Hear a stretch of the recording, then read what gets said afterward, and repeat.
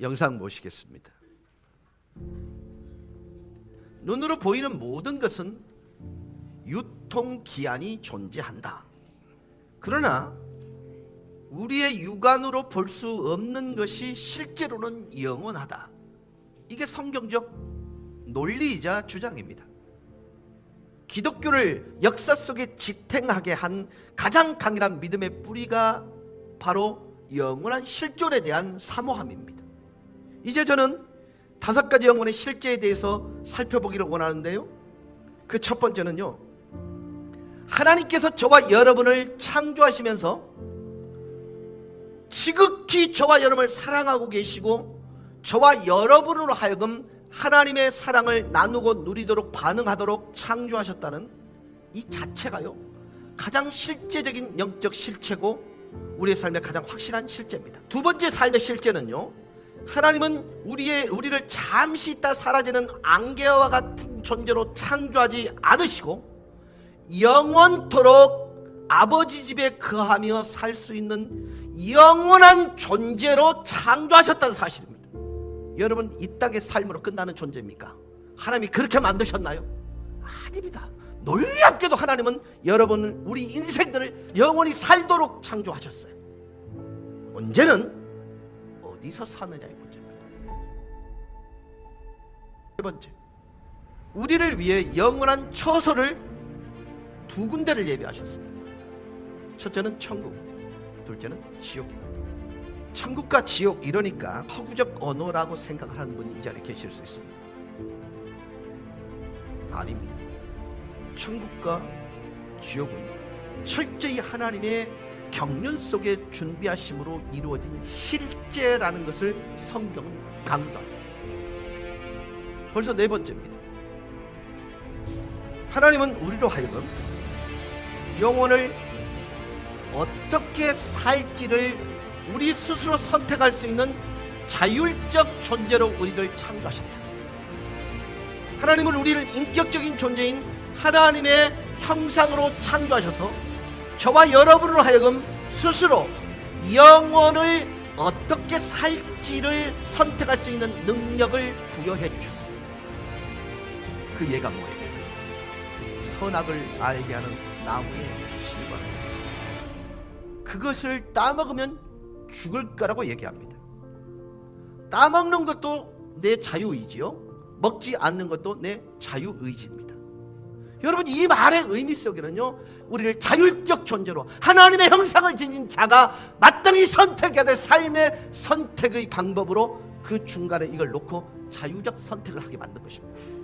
마지막입니다. 우리가 죽은 이후에는요, 영원한 삶을 선택할 수 있는 2번의 기회는 존재하지 않습니다. 그렇다면 왜 굳이 지옥을 반드시 존재하게만 하셨을까? 근본적인 그 첫 번째는요, 죄와 악이 존재하고 그것에 대한 공의의 하나님의 심판은 반드시 엄존해야 하기 때문입니다. 예수님의 십자가를 거절하고 무시하고 하나님의 궁극적인 사랑을 끝까지 선택하지 않는 사람들은 죄와 악으로 인해 영원토록 살아가는 지옥이 실제하고 있음을 예수님이 가장 많이 강조하셨습니다. 그래서 지옥이란 예수님을 선택하지 않고 후회하는 고통의 영원한 처소이면서 동시에 회개가 이루어지지 않을 유일한 악의 실제 현장이 지옥입니다. 그래서 이 땅에서의 삶이 그만큼 중요한 것입니다.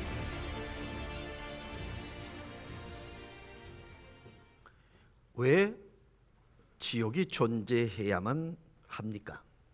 하나님은 거룩하신 분이시고 공의로우신 분이십니다. 따라서 하나님은 죄와 악을 겸하여 거할 수 있는 존재가 아닌 것입니다. 죄와 악을 심판하시는 공의로우시며 거룩하신 하나님은 죄와 악이 함께 하실 수 없는 거예요. 그래서 고린도후서 5장 10절은 이렇게 말합니다.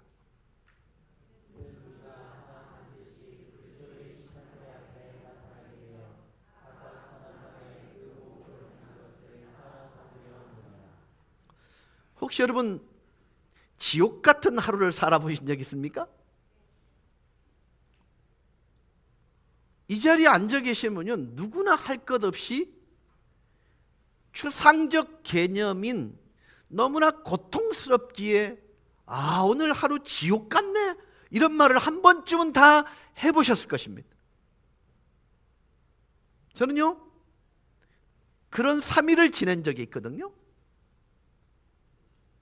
가장 고통스러운 순간에 저는요 지옥이 따로 없네 이런 느낌을 경험했어요. 여러분 지옥이란 게 여러분 추상적 개념입니까? 아니면 대단히 구체적 개념일까요?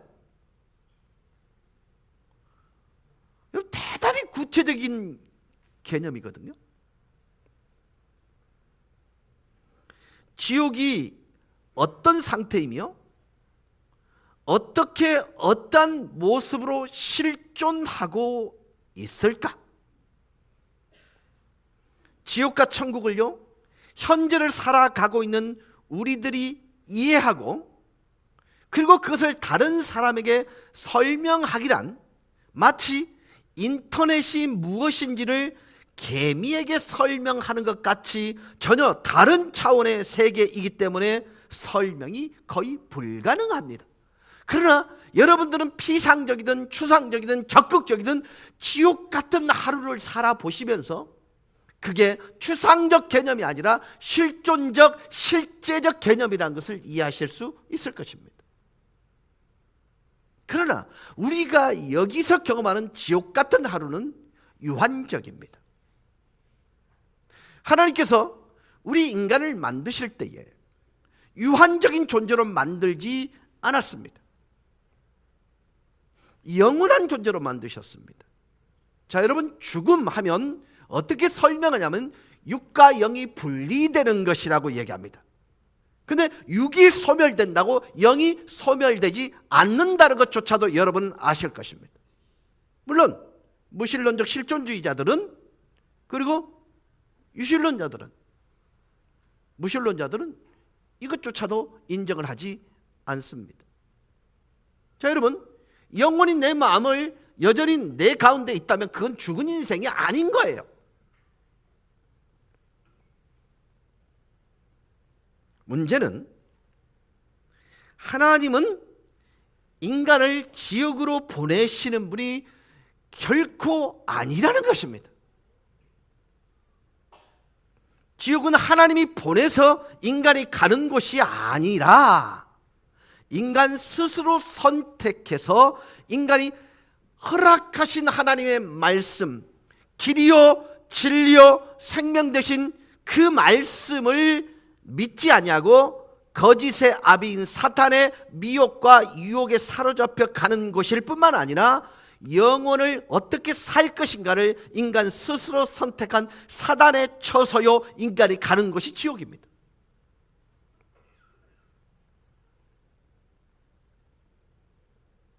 오해하실 것은 사단이란 존재는 하나님과 존재론적으로 대립할 수 있는 동등한 상대가 아닙니다. 그러므로 지옥은 사단에 의해 지배되고 사단의 통치 영역이 아니라 사단조차도 하나님의 형벌을 받고 심판받아 지금 고통을 경험하는 고통의 현장입니다. 여러분 한번 이렇게 물을 거예요. 죄를 지은 교도소가 통치자의 영역에 속합니까? 통치자의 영역에 속하지 않습니까? 그건 치해법권입니까? 속합니다. 동의하십니까? 네. 지옥 역시 하나님의 절대적 주권의 다스림 아래 있지만 그것을 통치하는 하나님의 원리는 진노, 그 다음에 하나님의 벌하심으로 다스려지는 고통의 형벌 현장이 지옥입니다. 사단은 결코 하나님과 맞먹고 맞설 수 있는 대립적 존재, 즉 대항마가 아닙니다. 하나님의 존재에 그 어떤 존재도 대립할 수 있는 존재가 엄존할 수 없습니다. 왜냐하면 하나님만이 존재의 근원이시요 모든 존재를 존재케 하는 분이기 때문에 그렇습니다. 성경은 지옥은 고통의 현장이라고 실제 현장으로 묘사하면서 마태복음 8장 12절에서 이렇게 표현합니다.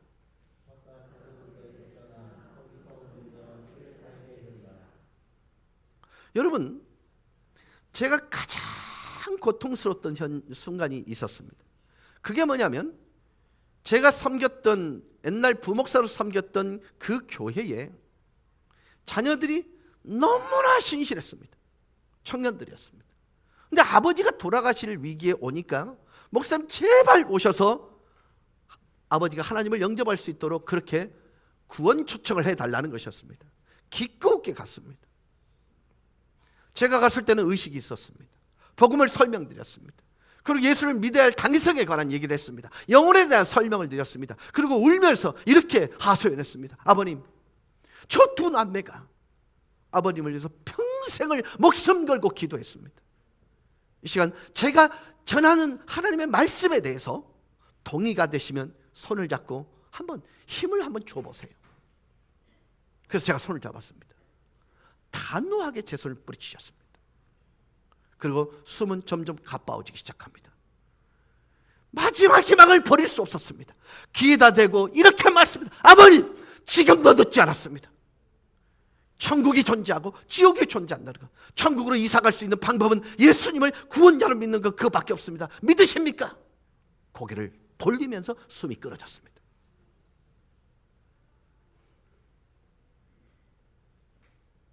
저는 너무나 잘 압니다. 이분 1분 뒤에 영혼이 어떻게 될지를 저는 압니다.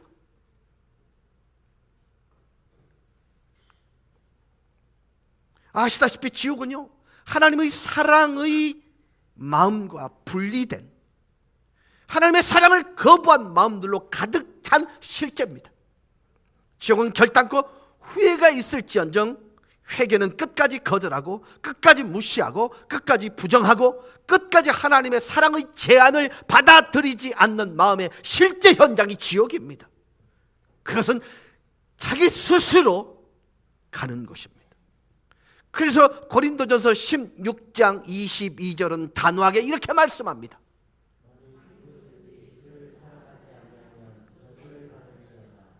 그렇습니다. 하나님의 사랑을 거부하는 자의 삶의 실제는 하나님의 저주로 영원토록 살아가게 스스로 선택된 삶인 것입니다.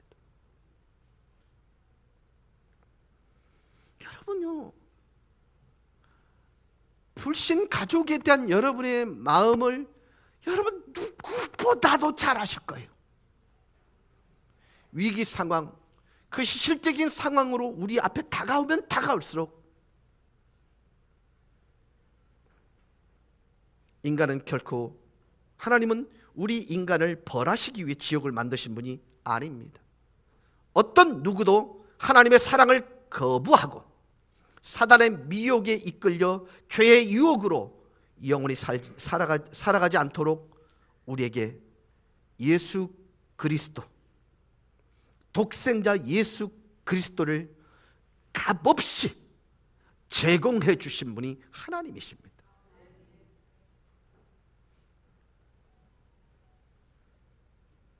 하나님의 사랑을 전적으로 하나님의 은혜로 100% 값없이 선물로 예수님을 주셨습니다.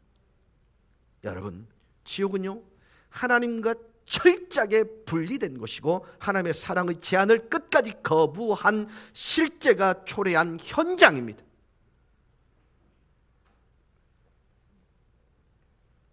그래서 지옥은 하나님의 은혜를 전혀 체험하지 않은, 아니 철저하게 거절하여 무시한 곳이기 때문에 그것은 오로지 자기의만 가득한 사람으로 충만한 곳이에요. 이 자리는 분명히 오늘 하루 자체가 지옥 같은 그런 하루일 수 있는 그 가능성을 가진 분이 이 자리에 앉아 있을 수도 있습니다. 살피십시오. 성경은 단호합니다. 교만은 패망의 지름길입니다. 자기의, 자기 옳음, 여러분, 지옥의 모든 것들은요, 하나님이 가장 싫어하고 하나님이 가장 미워하는 것으로 채워진 실체가 운영되고 작동하는 마음의 상태일 뿐만 아니라 처소입니다. 그러니까 우리의 마음이 여전히 지옥 같다는 말의 의미는요, 하나님이 가장 싫어할 뿐만 아니라 가장 미워하는 것으로 채워져 있을 가능성이 많습니다.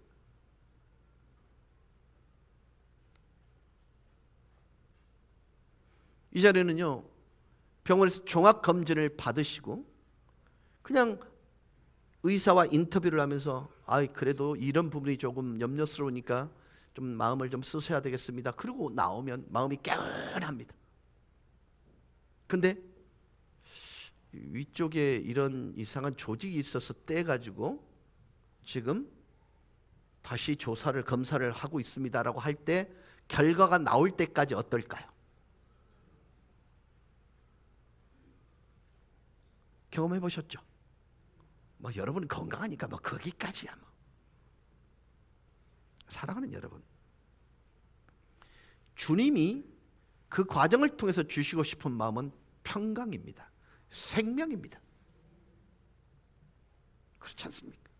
똑같은 시간을 경험하고 있는데요, 그곳에 하나님이 가장 좋아하는 것이 존재하고 하나님이 가장 기뻐하는 것이 내 마음속에 존재한다면 여러분, 그렇습니다.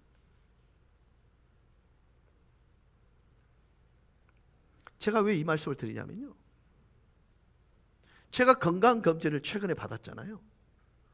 근데 이 숨이 잘 갑갑해요. 그리고 혀 이쪽에 이제 목이 쉬지를 않는데 이쪽에 이상한 게 있대요. 그래서 그거를 이비인후과 가서 조사를 좀 해보세요. 그래서 제가 찾아봤잖아요. 그게 뭔지. 그게 위에 하얗게 덮이면 그게 위암 세포래요. 그러니까 지금 제 입장에서는요, 그걸 딱 보는 순간 뭔가 머리끝에서 발끝까지 쫙 소름이 끼치는 거예요. 힘이 쫙 빠지는 거예요. 그때 목사도 별거 아니구나. 1시간쯤 멘붕이 오더라고. 근데 그 뒤에 하나님께서 제게 이런 마음을 주셨어요. 빨리 가면 더 좋고 더디 가면, 그러나 이 과정을 거치면서 내가 가져야 될, 내가 품어야 될 가치가 뭘까? 지옥의 것을, 하나님이 가장 싫어하는 것을 품을 수도 있어요. 염려를 품을 수 있고 근심을 품을 수 있고 분노도 품을 수 있어요. 그러나 가장 좋아하는 것을 품어보기 시작할 때 텐션 업이 되는 것을 느끼면서 역시 사실보다 중요한 건 태도다. 여러분, 내 속에 가장 선한 것을 집어넣을 수 있는 것도 내 스스로의 선택입니다.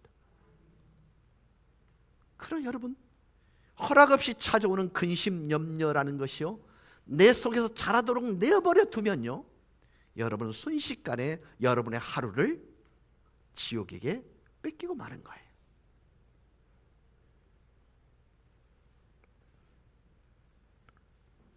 지옥에 대한 묘사를, 성경적 내용을 살펴볼 수 있는 그 내용 전체를 담고 있는데 누가복음 16장입니다. 부자와 나사로의 비유인데요, 그 중에 특별히 세번역 성경 누가복음 16장 24절은 이렇게 표현합니다.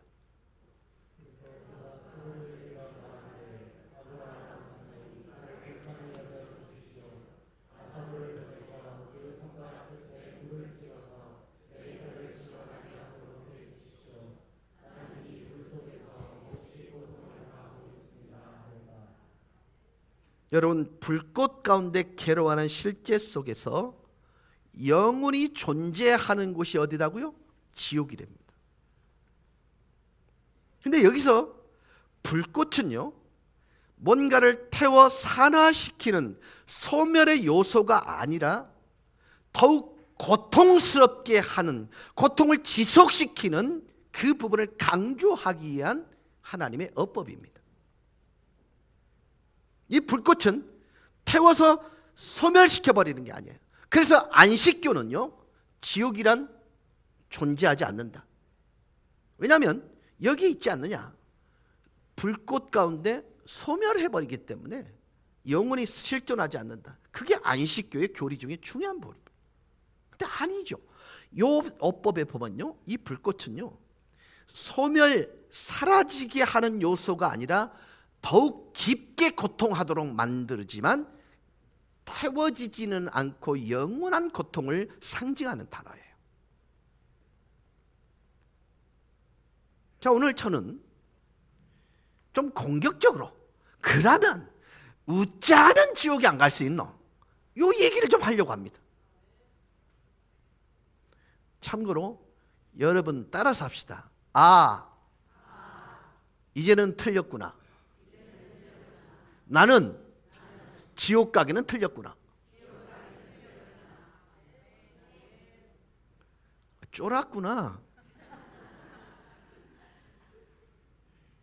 근데 여러분 보세요. 이건 정말 진지한 복음입니다. 영생케 하는 복음을 어떻게 전할 수 있고, 무엇보다도 어떻게 지옥을 피할 수 있을까? 어떻게 우리는 우리 스스로 선택하는 영혼의 실제, 어떻게 영혼을 살 것인가를 성경은 우리로 하여금 바르게 선택하는 생명의 복음을 구체적으로 제안해 주고 있습니다. 그래서 지옥은 수많은 은혜의 기회와 구원의 기회를 부여받은 사람들이 자기 스스로 끝까지 거절한 곳임을 다시 상기시켜 드립니다. 이렇게 묻고 싶습니다. 예수님이 여러분의 구원자이십니까?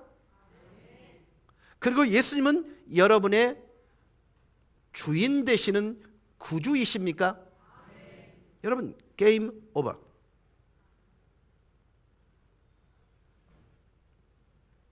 어떻게 하나님의 사랑을 매몰차게 그렇게 매정하게 이게 거절하는 사람이라 할지라도 그렇게 처벌할 수 있습니까? 이게 사실은요, 우리 인간이 가지는 마지막 몸부림 같은 질문입니다. 제가요, 그 두 남매의 아버지가 끝까지 외면하고 마지막 숨이 끊어지는 순간 고개를 돌리는 모습을 보면서 있구나. 그럼 제가, 우리 어머니가 무당인 거 아시죠? 이셨습니다. 근데요, 저희 어머니에게 소위 말하는 구술한 집은 반드시 다 망합니다. 망했습니다. 제가 봤기 때문에 그걸 합니다. 왜냐하면 인간은 웨버의 법칙을 지배받게 되어 있습니다. 웨버의 법칙이 뭐냐? 여러분 병원에 가시면 간호사 선생님들이 엉덩이 까세요 그러거든요. 뭐 그런 말을 안 합니다만은 자연스럽게 요즘은 저희가 습관이 돼서 내립니다. 너무 많이 내리셨어 이럴 때도 있지만, 그러니까 거기다가 간호사 선생님이 엉덩이를 톡톡 때려요. 그 다음에 뭐가 들어오나요? 주사 바늘이 들어옵니다. 여러분 왜 엉덩이를 탁탁 때릴까요? 뒤에 주는 자극을 조금 덜 느끼시라고요. 그러면 앞에 자극이 클수록 뒤에 오는 자극이 적은 거예요. 인생은 이 웨버의 법칙을 적용받게 되어 있습니다. 요만큼에 만족하던 사람이 나중에는 요만큼으로 만족 못해요. 요만큼이에요. 요만큼이에요. 자, 그러면 이 무당이요, 처음에는 아들이 아파서 구술해요. 근데 희한합니다. 일어납니다. 근데 이게 1년 못 가서 다시 발병을 합니다. 저는 실제로 본 거기 때문에. 그러면 좀 더 큰 굿을 무당이 원합니다. 여러분 굿 한 번 하는데 얼마나 돈이 많이 들어가는지 여러분 모르시죠? 상상을 초월합니다. 그러다 결국 가사 다 탕진합니다. 그럼 저는요, 실제 봤거든요.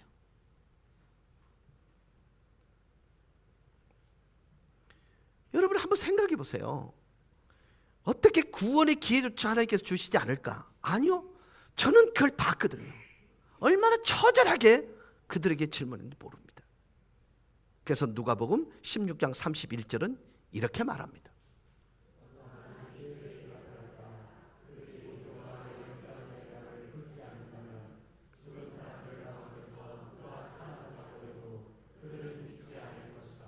여러분, 이 말은 그래요. 예수님이 구원자이십니다. 예수님이 우리의 주인이십니다라는 이 간단한 메시지를 그렇게 전했을 때 듣지 않으면 사람이 죽었다 살아나서 그 사람이 천국에 있다고 말해도 안 믿는다는 거예요.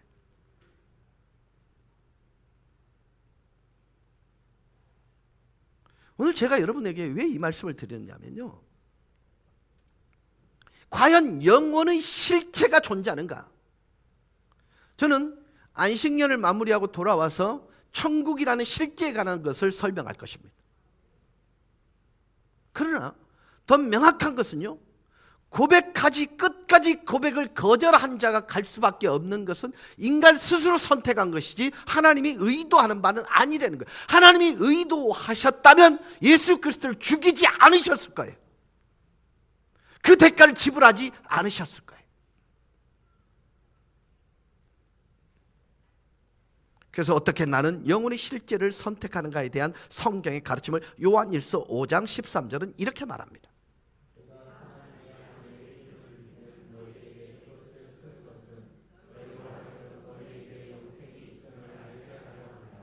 그렇습니다. 영혼의 실제를 이쪽에서 살 거냐 저쪽에서 살 거냐의 모든 기준점이 예수 그리스도라는 거예요.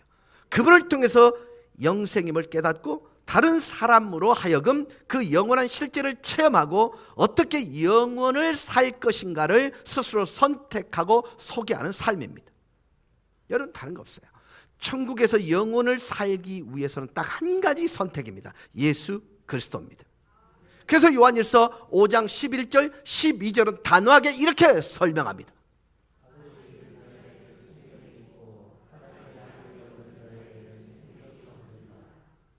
여러분, 카렌다라는 것은 역사입니다. 맞죠? 맞죠? 저는요, 석가모니가 존재했다는 걸 믿거든요. 그래서 얼마 전에 석탄일이었어요. 근데 크리스마스가 존재한단 말이에요. 부활절이 존재한단 말이에요. 역사적 실체가 왔다라는 거예요. 역사 속으로 그가 왔다는 것이고 역사 속에서 부활하셨다는 거예요. 즉 역사의 실제를 영혼의 실제로 증명하는 날이 크리스마스요, 고난주간이요, 그리고 부활절인 것입니다. 여러분, 이 역사 현장에서 일어난 사건은 역사에만 한정된 사건이 아니라 영원 전부터 영원까지 이미 예정되고 계획되어 이루어진 영혼의 실제임을 입증하는 사건인 거예요.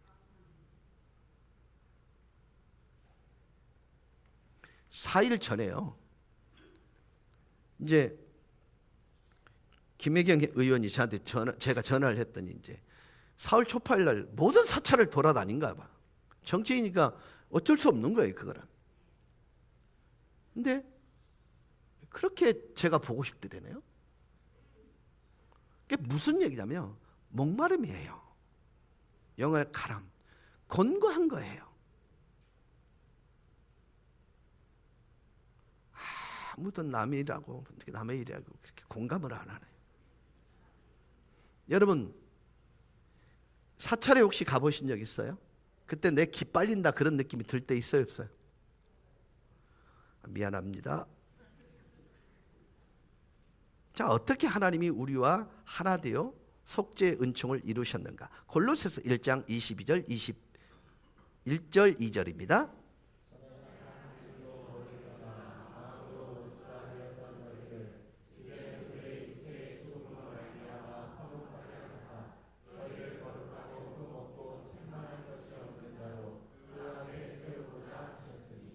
여러분, 죄라는 게요, 하나님과 나와의 관계를 분리시킬 뿐만 아니라 원수되게 하고 그 죄된 마음이 하나님께로부터 멀리 떠나게 하는 그런 영향력과 성향을, 강한 지향성을 갖게 만드는 게 죄입니다.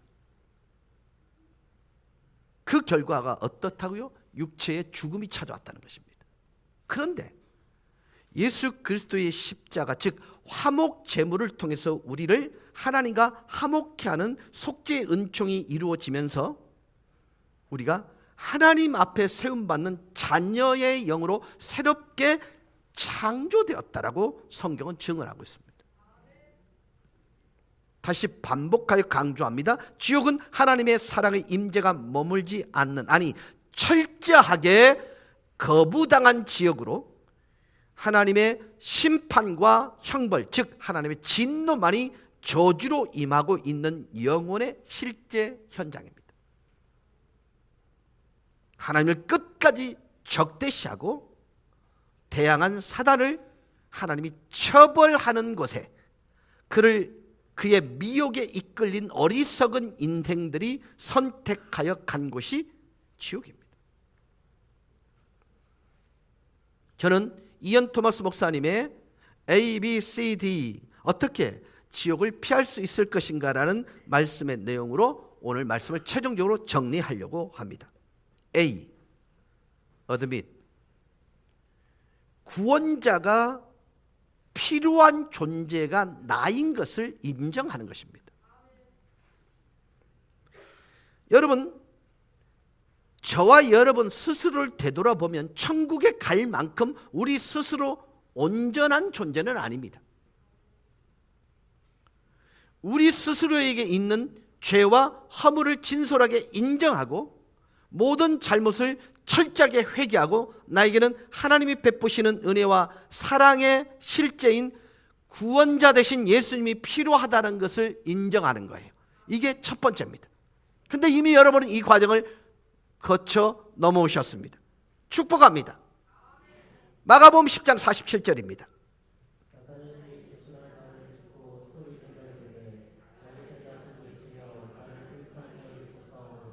여러분의 인생 가운데 반드시 이 과정이 있기를 주 예수 그리스도의 이름으로 축원합니다. 두 번째 B는 believe입니다. 구원자가 절대적으로 필요한 존재임을 인정하고 난 다음에 그런 나를 위해서 구원자이신 예수님이 십자가에 죽으셨음을 믿는 믿음입니다. 이게 두 번째입니다. 첫째 인정, 두 번째는 믿음. 이 믿음은 내 확신의 문제가 아닙니다. 나의 신념의 문제가 아닙니다. 이 믿음은 여러분 위로부터 임하는 하나님의 은혜의 선물이고 오로지 성령의 역사로 이루어지는 하나님의 역사심에 감격한 반응이에요. 자, 한번 물어볼게요.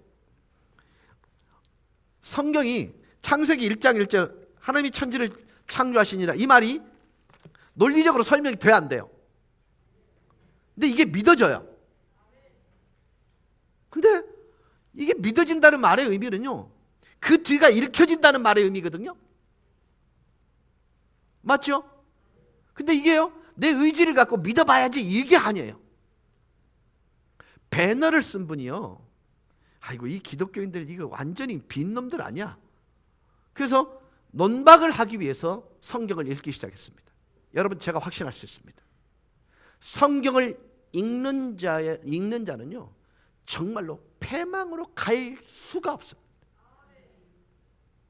이게 믿어져요.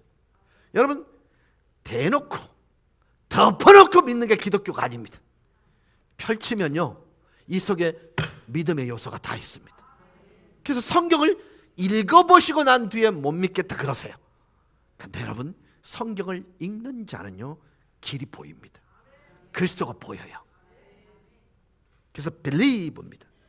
세 번째, 여러분, 그래서 로마서 10장 9절은 우리에게 이렇게 권면하고 있습니다.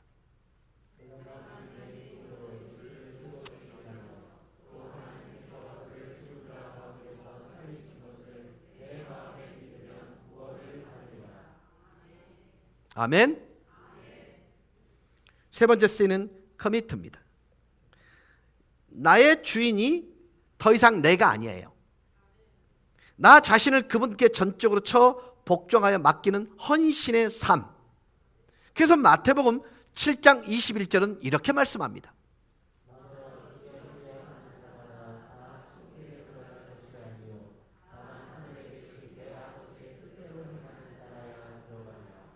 여러분, 주님께서 자신을 처복종시키는 단적인 예를 보이신 데가 어디예요? 겟세마네 동산에서의 기도였습니다. 주님은요, 그 고통이 얼마나 심각하고 고통스러운지 아셨어요. 그래서 이렇게 기도했습니다. 하나님, 하실 수 있거든 이 잔을 내게서 옮겨주십시오. 이 고통의 잔을 옮겨주세요. 그러나 가장 키워드가 뭐냐? 내가 원하는 바는 이거지만 주님 하나님이 원하시면 기꺼이 이 잔을 받겠습니다. 여기서 처복종이라는 개념의 의미는요, 말씀이 나를 이기게 하는 삶이에요. 말씀이 나를 설득해서 그 말씀이 내 삶의 식과 법이 되게 만드는 거예요. 그게 사실은요, 헌신이에요. 여기서 행함은요, 자신을 처복종하여 자신이 더 이상 자신의 인생의 주인이 아님을 고백하는 삶을 의미합니다. 네 번째, D는 depend입니다. 하나님의 약속의 말씀을 의지하고 믿고 그 약속의 말씀대로 사는 거예요. 요한복음 15장 10절입니다.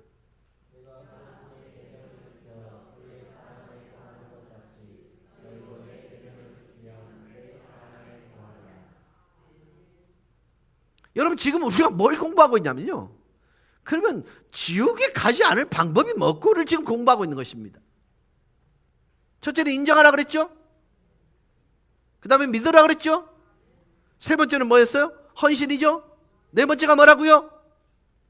depend, 의지하라는 것입니다. 요한복음 15장 10절 다시 읽겠습니다.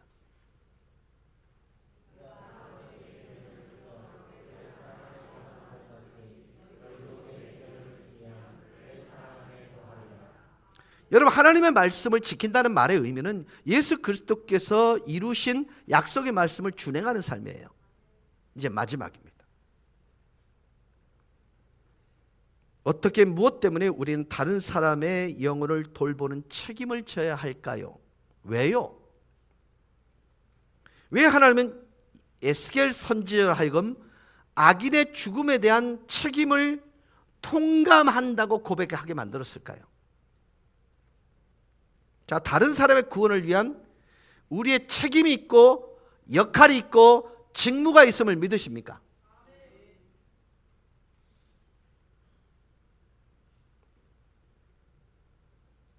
여러분, 지옥의 실제를 경험한 사람만이 가장 소중한 삶의 실제적 삶을 사명으로 여기고요. 그러니까 이거는요, 목숨 걸고 지켜야 될 사명이라는 걸 알아요. 자, 에스겔서 33장 8절 9절을 같이 읽겠습니다. 시작.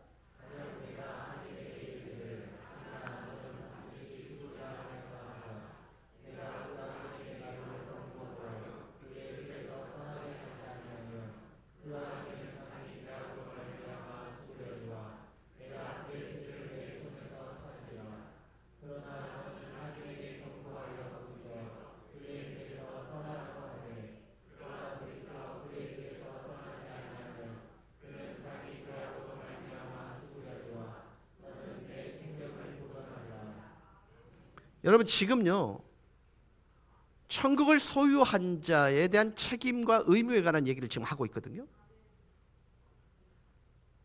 네가 소유했다면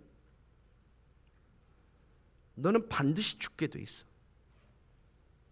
그러나 그 죽음에 대해서 영원한 삶이 기다리고 있는데 이쪽에서 살 수도 있고 저쪽에서 살 수 있어. 선택은 네가 해야 돼. 그러나 그 선택을 통해서 돌이킬 수 있는 방법은 이제 없어.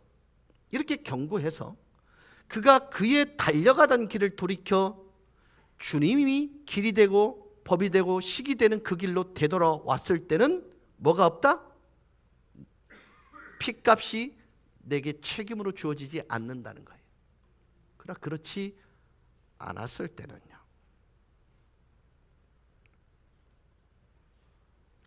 여러분, 죄송합니다.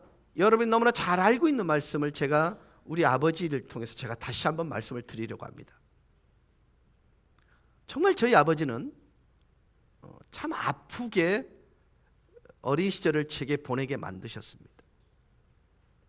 근데 그리스도를 인격적으로 만난 이후에 가장 아픔의 시간과 고통의 시간을 보내는 게 저희 아버지란 사실을 깨닫게 됩니다. 그때 저희 어머니께서 저에게 매일 400원씩을 주셨을 때 저는 아버지 머리맡에 200원짜리 동전 2개를 200원 동전 100원짜리 동전 2개를 놓고 아버지 학교 다녀와서 맛있는 거 사드리겠습니다. 그리고 갔습니다. 그때 저에게 준 400원은 2번을 타고 등교해야 될 제 차비였습니다. 200원을 떼냈다는 말은 돌아올 수 있는 방법이 걷는 방법 외에는 없다는 것을 의미합니다. 제가 그렇게 해서 3년 동안을 이제 오후 5시에 걸어서 새벽 2시에 집에 돌아오는 그런 삶을 선택했습니다. 그러던 어느 날 제가 대학 3학년 때 제 여동생이 문을 닫고 나오면서 아버지를 저주했습니다. 빨리 죽지도 않고 뭐 하는지 몰라. 동생을 혼냈지요. 그리고 들어갔습니다. 아버지 속상하셨지요.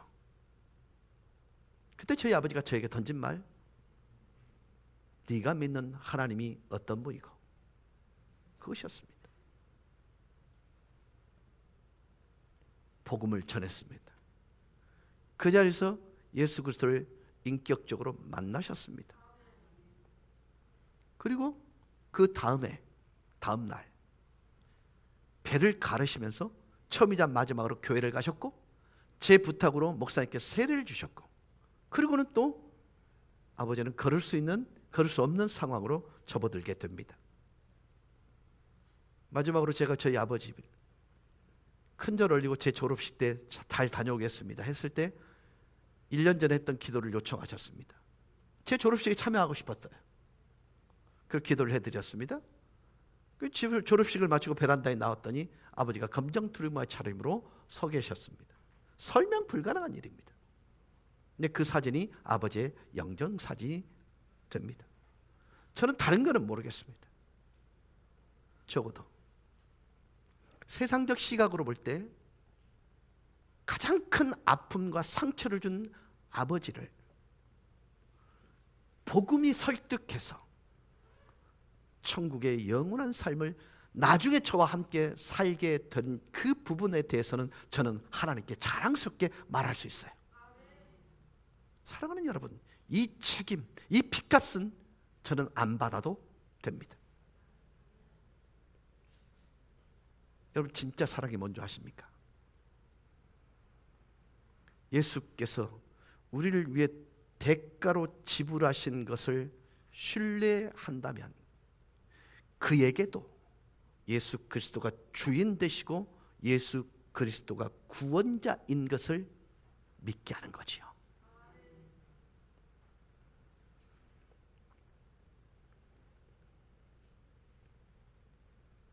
우리가 어떤 간절함에도 어떤 경고도 하지 않으면 그 책임은 우리에게 있음을 강력하게 경고하는 말씀입니다. 오늘 교사주일입니다. 지월이라는 한자가 있습니다. 아들이 아빠 달이 어떻게 생겼어요? 라고 묻습니다. 그때 보름달이었습니다. 아들, 아빠 손끝을 봐봐. 손끝을 가리키는 방향을 봐. 아들은 집에 와서 나중에 달 모양을 그렸는데 손톱 모양을 그리더랍니다.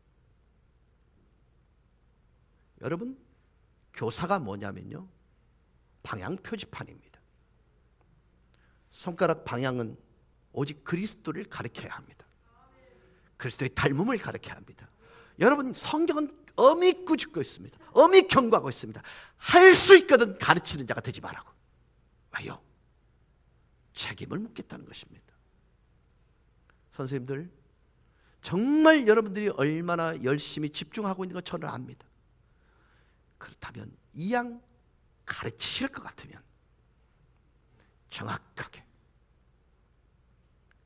그리스도 예수가 내 인생의 주인인 것, 그리스도 예수가 내 인생의 구원자인 것을 여러분의 삶을 통해서 들켜내십시오. 교사주를 통해서 위로하고 격려하는 일 언제나 할 수 있습니다. 그러나 정확하게 내가 무엇하는 사람인지 인식하는 일은 쉽지가 않습니다. 여러분, 아이들에게 가장 무례한 게 뭔 줄 아십니까? 재미는 있는데 본질이 빠지면 무례한 것입니다. 그 아이에게 마지막 기회가 될 수 있는 그 시간에 생명을 담보로 하지 않는 삶의 설득이 없다면 가르치지 말라는 것입니다. 오늘 저는 인사말을 하는 우리 교사들 보면서 참 우리 교회가 그래도 젊다, 그런 생각이 들어요. 여러분, 어떻게 하나님은 다른 사람들이 예수님을 알게 하셨을까요? 로마서 10장 13절 15절은 이렇게 말합니다. 누구든지 주의 이름을 부르는 자는 구원을 받으리라. 그런즉 그들이 믿지 아니하는 일을 어찌 부르리요? 듣지 못한 일을 어찌 믿으리요? 전파하는 자가 없이 어떻게 들으리요? 보내심을 받지 아니하였으면 어찌 전파하리요? 기록된 바 아름답도다 좋은 소식을 전하는 자의 발이여 함과 같으니라. 선생님들, 쉽지 않은 시간을 보내고 있는 줄 압니다. 그러나 단호하게 여러분께 도전합니다. 여러분에게 허락되어진 그 시간이 어쩌면 어떤 아이에게는 마지막 시간일 수도 있습니다. 그 아이가 마지막으로 교회에 나온 그날일 수 있습니다.